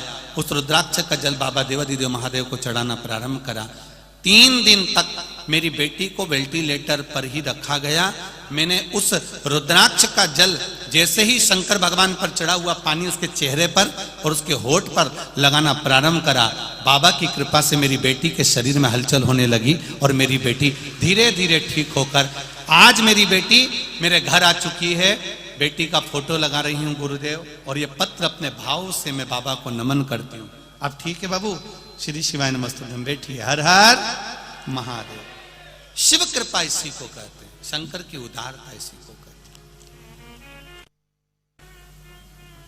शिव तत्व क्या देगा वो? इतने पत्र लिखे हैं, हम अभी पूरे तो नहीं पढ़ पा रहे हैं। जो पढ़े वो भी यहां रखे हैं और सारे पत्र पूरे यहीं मालेगांव के नगर में रह जाएंगे। कभी इन पत्रों को कभी पढ़कर देखना। इन पत्रों में लोगों का जो उन्होंने कथा सुनी है, जो उन्होंने दिल से टीवी चैनल के सामने बैठकर जो मांगा है, जो 1 लोटा जल शंकर को चढ़ाया है, जो एक बेलपत्र चढ़ाई है, उसका फल क्या मिला है, इन पत्रों में वर्णन किया गया है, इन पत्रों में बताया गया। आप दिल से रिझाओ उसको।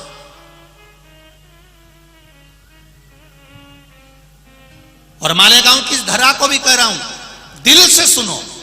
शरीर से कथा नहीं सुनना है, हमको हृदय से सुनना।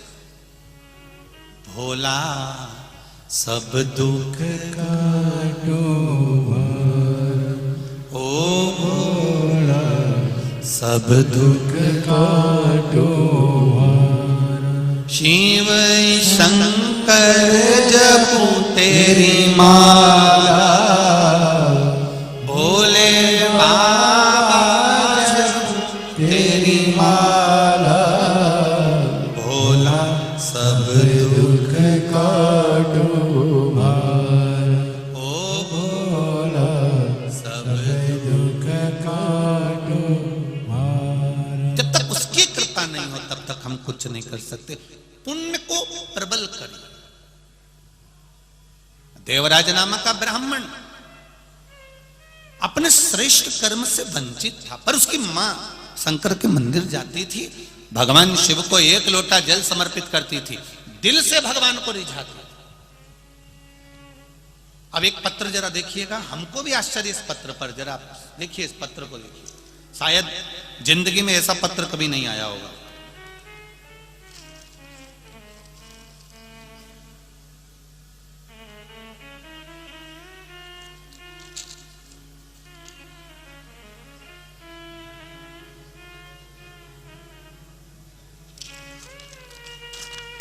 अब देखिए शंकर जी की परीक्षा देखिए जरा, इस पत्र के माध्यम से भोलेनाथ की परीक्षा देखिए।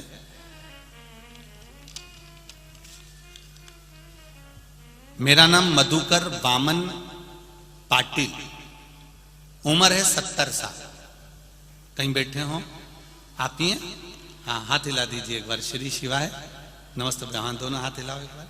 श्री शिवाय नमस्ते। फिर से एक बार हाथ हिला दीजिए। हाँ, दोनों हाथ बड़े भाव से, आनंद से। आपके चेहरे का प्रसन्नता बता रहा है कि बाबा ने बहुत कुछ दे दिया। 70 वर्ष की आयु में भी आकर दे दिया। एक बार दोनों हाथ हिलाकर हर हर महादेव। गुरुदेव, शिव के कितना बखान करूं मैं, वर्णन नहीं कर सकता। मेरा नाम मधुकर वामन पाटिल है, उम्र 70 साल है। पहली बार ऐसा पत्र आया है, इसलिए दिल से मैं पत्र लिखने वाले पाटिल जी आपको नमन करता हूं। पहली बार ऐसा पत्र आपने भेजा। पाटिल, उम्र 70 साल, धरण गांव जलगांव महाराष्ट्र का रहने वाला हूं। मैं सरकारी नौकरी में पटवारी के पद पर था, अब मैं रिटायर्ड हो चुका हूं।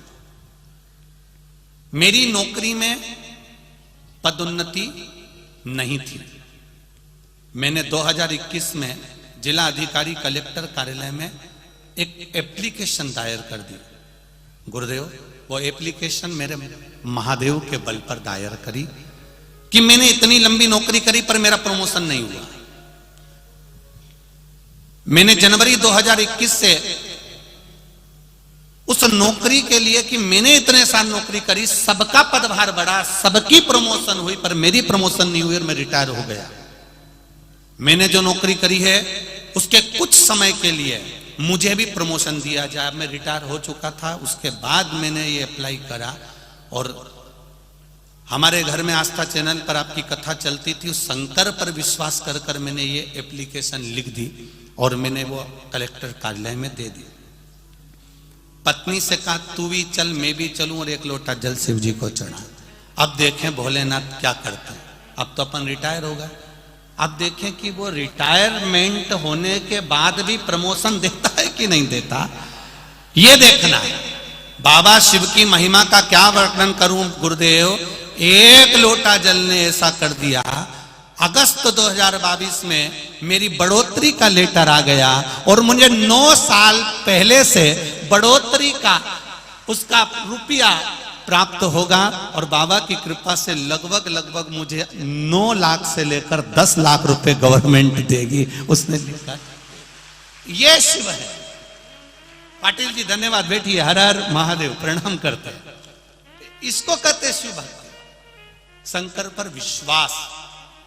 पाटिल जी ने अपनी धर्मपत्नी से कहा, सियोर वाला महाराज इतना चिल्ला चिल्ला के कहता 1 लोटा जल सारी समस्या का है। अब देखें, समस्या भी भारी है और जल भी भारी है। शिव और बाबा ने सुना।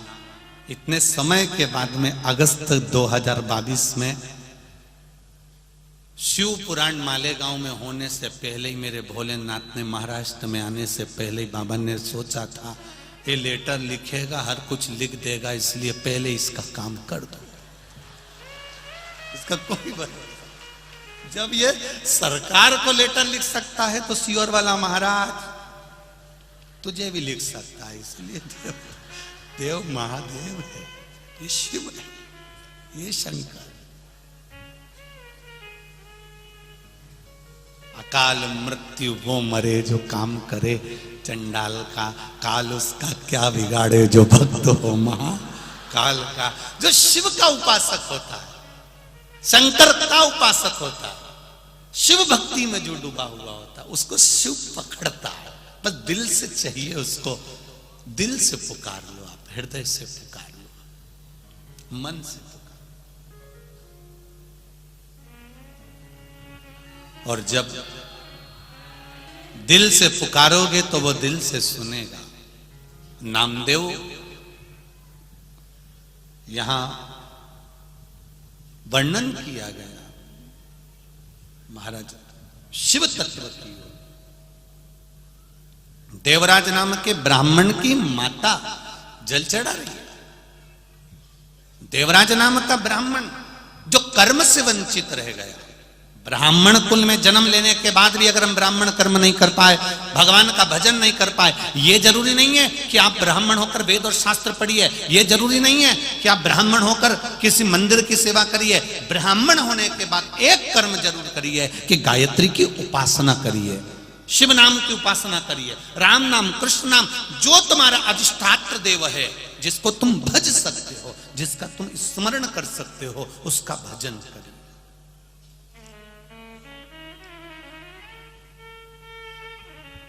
देव और महादेव दो हैं।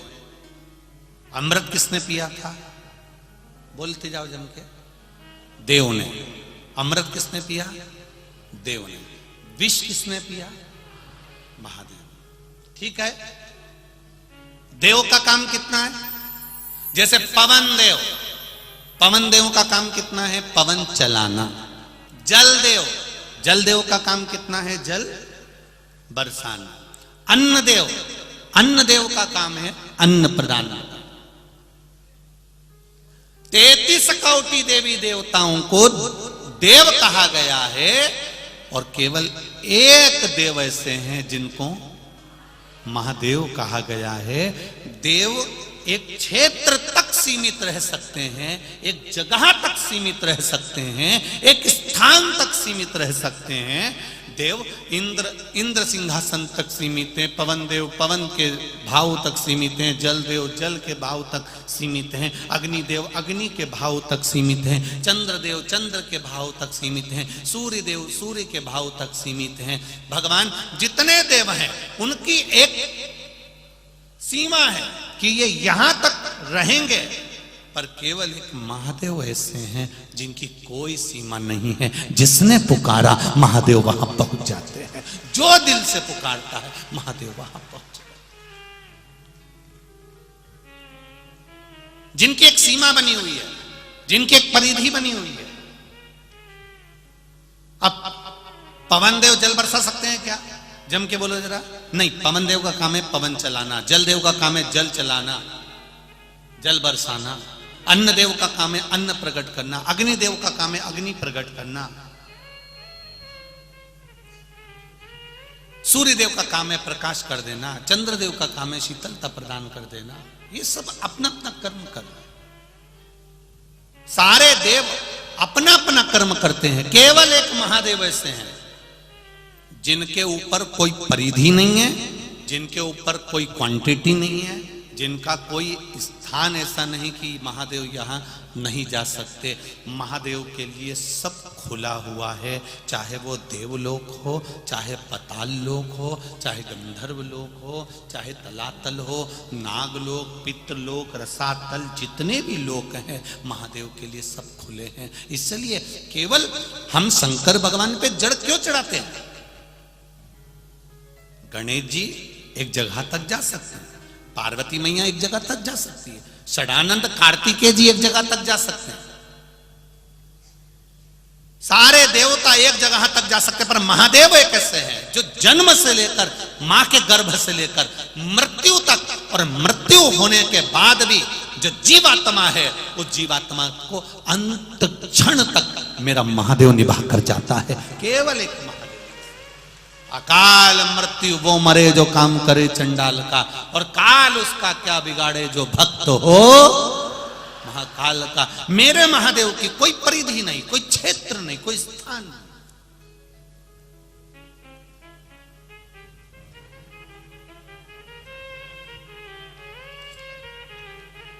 जैसे एक मंत्री होते हैं, एक मिनिस्टर होते हैं साहब, ये हेल्थ मिनिस्टर हैं, हेल्थ का कार्य देखेंगे, ये माइंस का काम देखेंगे, ये खदान आदि का कार्य देख रहे हैं, ये गृह मंत्री हैं, पूरे गृह का कार्य देखेंगे साहब, ये इस चीज का कार्य देखेंगे। ऐसे हमारे देवता हैं, ये काम देखेंगे, ये अग्नि का काम अग्निदेव, जल का काम जल देव, पवन का काम पवन देव, इंद्र देव, ये सब ये कार्य देखेंगे। पर इनके ऊपर भी एक होता है जो सब कुछ देखता रहता है, वो मेरा देव अधिदेव महादेव है। उसको ये नहीं है कि कौन ने पुकारा कौन ने नहीं पुकारा, उसको तो केवल देखना है कि मेरे हैं। इसने जिंदगी में एक लोटा जल शंकर भगवान को चढ़ाया है, ये एक बार चलकर मेरे दरवाजे तक गई है। शिव महापुराण की कथा जो मालेगांव में हो रही है, ये अपना घर छोड़कर, कई ऐसे भी होंगे मालेगांव में जो सोच के बैठे होंगे बहुत भीड़ है कैसे जाऊं, बहुत भीड़ है कैसे जाऊं, बहुत भीड़ है कैसे जाऊं। तो भगवान भी बोलता है भीड़ का टेंशन मत ले, चीन में मरने की भी भीड़ लगी हुई है, भीड़ का टेंशन मत ले। केवल शिव पुराण के चक्कर में मैंने उसको चीन तक रख रखा है, अभी इंडिया नहीं भेजा है, क्योंकि श्री शिवाय नमस्तुभ्यम लोग इतना जप रहे, इतना जप रहे, इतना शंकर जी पे लोटा भर भर के जल चढ़ा रहे कि वायरस भी सोच रहा है जाऊं कि नहीं जाऊं, जाऊं कि नहीं जाऊं, वो वायरस भी सोच रहा है। तो वायरस से पूछा तू इंडिया क्यों नहीं जा रहा है, चीन में क्यों पड़ा है कि भाई इंडिया तो चले जाऊं पर मार एक ही टेंशन है सारी समस्या का, एक लोटा जल। अगर मैं कहीं घुस भी गया तो ये एक लोटा दुनिया के लोग इतना पानी चढ़ाते हैं कि जैसे दिल के अरमा आंसुओं में बह गए, ये मुझे पानी में बहा देते हैं। इसलिए मैं इंडिया नहीं जा रहा हूं, बड़ी टेंशन है, बहुत सोच रहा है। कई बार वो चीन की बॉर्डर पे खड़े होके सोचता भी कूद जाऊं, इतने में बॉर्डर पे खड़े हुए लोग भी चिल्ला देते हारा हारा, तो वो वापिस चीन नहीं रह जाता, नहीं जाऊंगा अब नहीं जाऊंगा। फिर हिम्मत करके बॉर्डर पे तैयार होके खड़ा हुआ, कौन कौन, वो वायरस, शायद 7F है ऐसे कुछ है। फिर खड़ा हुआ, उसने फिर विचार करा, इतने में फिर इन्होंने चिल्लाना कि फिर वापिस वहीं कूद गया।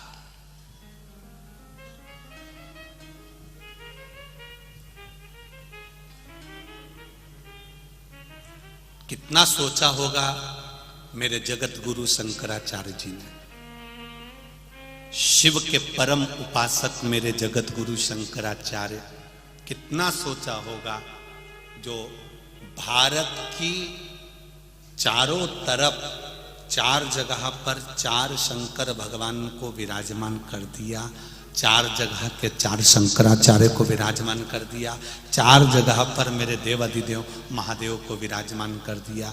इधर केदारनाथ, उधर सोमनाथ, इधर रामेश्वर, उधर कृष्णेश्वर। जरा विचार करो कि उसने किस हिसाब से विराजमान करा होगा। 4 फुट पर 4 जगह पर 4 महादेव ऐसे विराजमान कर दिए मेरे जगत गुरु शंकराचार्य ने कि मेरे चारों तरफ भारत की भूमि को मेरे भोलेनाथ बैठे हुए हैं घेर कर, मेरे शिव बैठे, महामृत्युंजय बैठे। फिर भी कोरोना भले वहां रहे चीन में, पर मुख पर मास्क हमको लगाना चाहिए, क्योंकि हम लोग भारत के रहने वाले हैं। ये पहले से सीखे हुए हैं कि पड़ोस में अगर कोई मरता है तो हमारी दुकान बंद रहती है।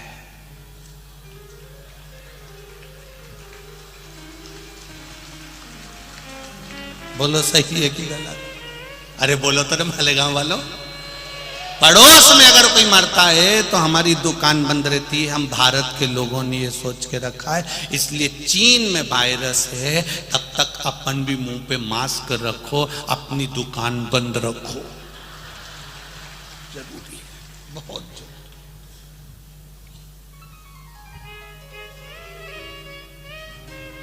कब तक दुकान बंद रखना है? कब तक बंद रहती है? जब तक इसको राम नाम सत्य, जब तक ये वायरस का राम नाम सत्य नहीं हो जाए तब तक दुकान बंद रखो। ये वहीं की वहीं समाप्त हो जाए, भोलेनाथ जी से निवेदन है। और चीन में भी जो उपद्रव मच रहा है, बाबा से निवेदन है, बाबा वहां पर भी सब स्वस्थ रहें, मस्त रहें, सर्वे भवन्तु सुखी, सब स्वस्थ रहे, कोई का बुरा नहीं हो मेरे बाबा, सब खुश रहे।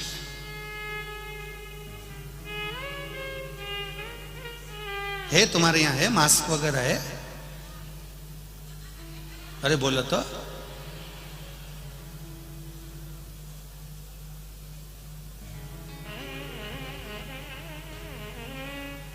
प्रयास करना कल से तुम मास्क लगाया ना, पड़ोसन अगर नहीं लगा के आए तो अपने घर में जो पुरानी साड़ी माड़ी पड़ी हो को फाड़ लाना, एक एक चिंदी सबको दे देना कि बांट। तुम प्रयास करो थोड़ा सा कि भाई सब सर्वे भवन्तु सुखिनः। वो पूछे अभी तो अपने यहाँ तो इंडिया में कोरोना है ही नहीं, फिर ये पट्टी काय के लिए? तो कह देना कोई वायरस वहां है पर दुकान यहाँ की बंद। प्रयास सब सुखी रहे, सर्वे भवन्तु सुखिनः। शिव कथा कह रही है। देवराज नाम का ब्राह्मण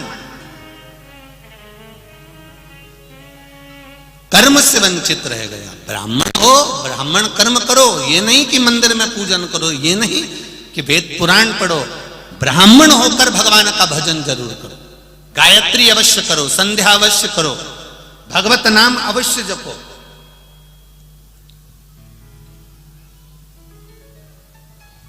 क्या मिलेगा उससे? कहा इस आत्मा का कल्याण होगा। शरीर के कल्याण की बात हम करें ना करें, पर आत्मा के कल्याण की बात जरूर करें महाराज, जरूर करें।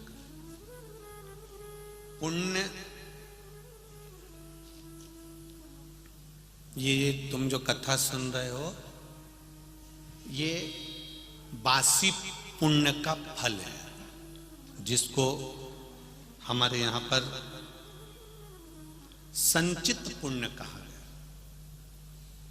और जो तुम इस शरीर के द्वारा, आत्मा के द्वारा आज करोगे, ये अर्जित पुण्य कहलाता है।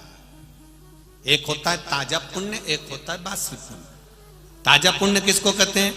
जो तुमने अभी करा, अच्छा करा, भजन करा, कीर्तन करा, मंत्र जाप करा, नाम जाप करा, किसी भूखे को भोजन कराया, किसी प्यासे को पानी पिलाया, कोई परमार्थ का काम अगर आपने करा तो ये ताजा पुण्य। और इसको कहते हैं अर्जित पुण्य। ताजा पुण्य मतलब अर्जित करा हुआ, अभी की अभी ताजा पुण्य। और संचित पुण्य जो पुराना है।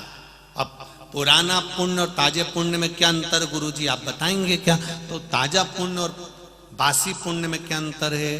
तो बासी पुण्य जो पूर्व में तुमने करा, उस पुण्य के फल से तुम कथा में आकर बैठ गए, ये बासी पुण्य का फल मिला। पूर्व का संचित पुण्य का फल मिला जो पूर्व में कर आए थे, आज कथा में आकर बैठ गए। अब ताजे पुण्य का क्या फल है, अर्जित पुण्य का क्या फल है? तो ताजे पुण्य का फल ये है, बासी पुण्य पूर्व का करा हुआ, पहले का करा हुआ तुमको शिव महापुराण तक लेकर आ गया, बिठा दिया। अब अर्जित पुण्य, ताजा पुण्य तुम्हारे हाथ में है कि तुम बैठकर भगवान का भजन करो, मंत्र जाप करो, कृष्ण नाम, शिव नाम, विठ्ठल नाम, हरि नाम जपो, शिव नाम जपो। ये अर्जित पुण्य है आज का।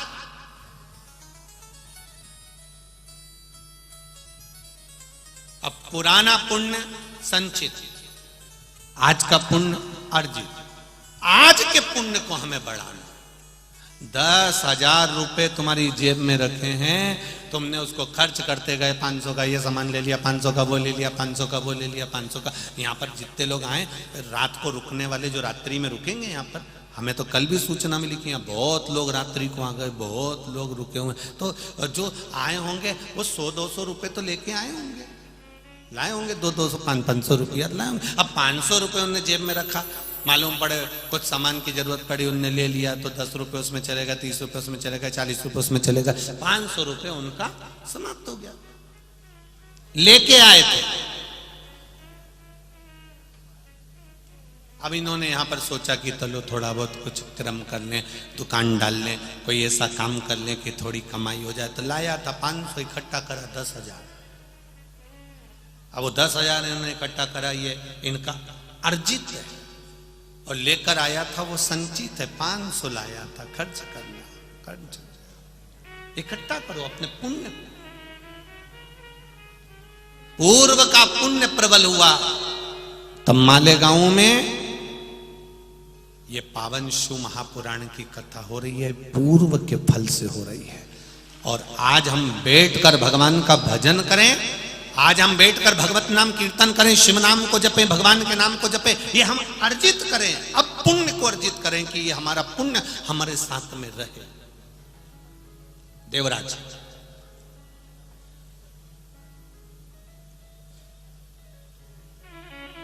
देवराज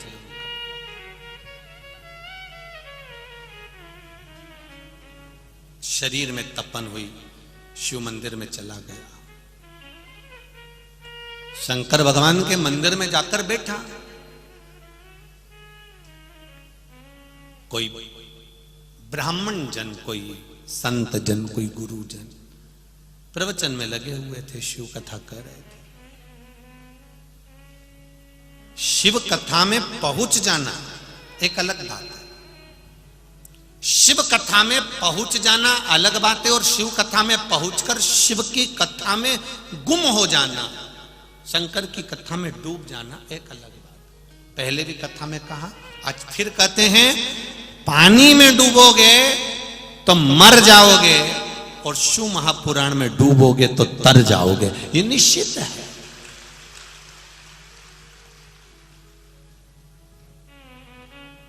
कथा में पहुंच जाना एक अलग बात है।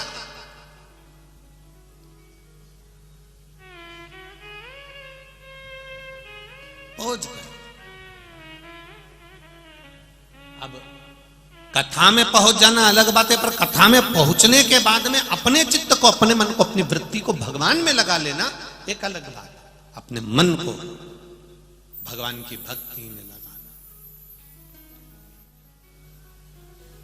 खाली न जाता कोई दर से तुम्हारे, खाली न जाता कोई दर से तुम्हारे, मैं भी खड़ा हूँ नन्ही बाहें पसारे, मैं भी खड़ा हूँ नन्ही बाहें पसारे, अपने हृदय से लगा लो, लगा लो, गिरा जा रहा हूँ, उठा लो, उठा लो, भोले अपने दर से अब तो न टालो, गिरा जा रहा हूँ, उठा लो, उठा लो, गिरा जा रहा हूँ, उठा लो, उठा लो। महाराज, कुछ पूर्व का पुण्य था, इसलिए देवराज मंदिर तक पहुंच गया। पूर्व का पुण्य था। और जितने लोग यहां बैठे हैं, आज घर जाते जाते अपना अंदाजा लगा कर जाना कि मैंने पूर्व में कौन सा पुण्य करा था, भगवान जाने मैंने कौन सा अच्छा काम करा था जो आज मालेगांव में मैं कथा सुनने चली गई। आज मैंने पंडाल में बैठकर, आज मैंने इस भव्य पंडाल में बैठकर, मालेगांव की इस पवित्र धरा पर बैठकर मैंने कथा सुनी, मेरा पुण्य कौन सा अच्छा था। और दादा भाऊ भूसे जी से भी मैं निमंत्रण कहूंगा, निवेदन करूंगा, उनकी धर्म पत्नी से भी निवेदन करूंगा, आप भी विचार करना कि हमारे पूर्व का कौन सा पुण्य था जो आज हमने शिव महापुराण की कथा का आयोजन करवाया। पूर्व का पुण्य, अर्जित पुण्य, संचित पुण्य, पूर्व का संचित पुण्य हमारा प्रबल हुआ तो हम यहाँ पहुंचे। रिक्शे में बैठकर जब घर जाओ, ऑटो में बैठ के घर जाओ, बस में बैठकर घर जाओ, गाड़ी में बैठ के घर जाओ, पति लेने आए, पत्नी, कोई भी घर का व्यक्ति लेने आए तो उसको एक बार तो जरूर कहना कि मैंने कौन सा पूर्व में अच्छा कार्य किया था जो आज मेरे को कथा सुनने को मिल गई। आज मैंने कथा सुनी, आज मेरे पूर्व का मेरा पुण्य आज प्रबल हुआ है।